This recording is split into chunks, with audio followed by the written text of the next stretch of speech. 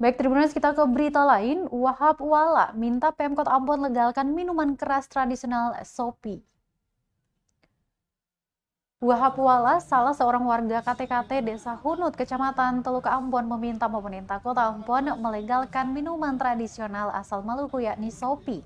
Saran tersebut disampaikan Wahab saat program Wali Kota Jumpa Rakyat di pelataran Balai Kota Ambon pada Jumat 18 November 2022. Dia menuturkan jika Sopi dilegalkan, kandungan alkohol hingga distribusinya bisa dikontrol pemerintah.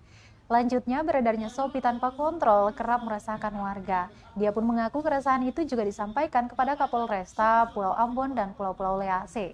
Hal itu lantaran pemusnahan Sopi sangat bertolak belakang dengan sebagian orang yang menjadikan Sopi sebagai mata pencarian. Sementara itu, Tribuners, pejabat Wali Kota Ambon, Bodewin Watimena, mengaku selaku berpegang teguh terhadap aturan yang berlaku. Jika negara tidak mengizinkan beredarnya minuman, maka Pemkot juga tidak bisa menyalahi aturan tersebut. Terlebih, sumber utama bentrok maupun tindakan kriminal di Kota Ambon ini rata dipicu oleh miras. Mungkin juga rumit, mungkin pembahasan mungkin di Dewan. Baru bisa akan berpikir lebih Pemda. Mungkin itu saja yang saya sampaikan. Assalamualaikum warahmatullahi wabarakatuh. Jadinya Bapak Ibu sekalian, kita akan mendengar penjelasan dari pimpinan OPD sebelum kita masuk dalam rangka pejabat wali kota Ambon. Yang pertama ya Pak Dimi Pais, Kepala Pelaksana BPBD, silakan. Terima kasih.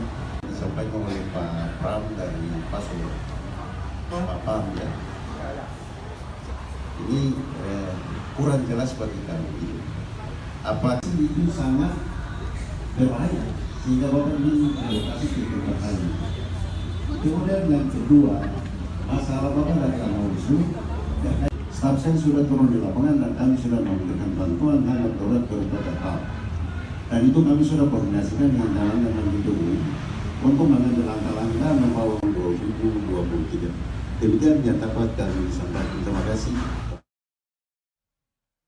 Terima kasih sudah nonton. Jangan lupa like, subscribe, dan share ya.